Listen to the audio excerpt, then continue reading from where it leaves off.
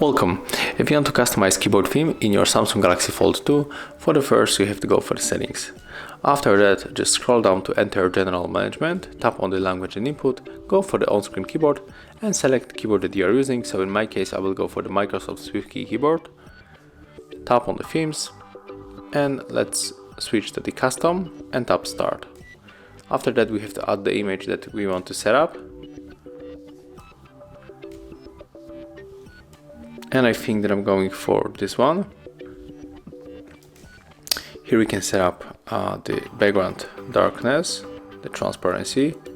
So I'll go with this one, click done, and as you can see, that's how our theme, that's how our keyboard theme is going to look right now.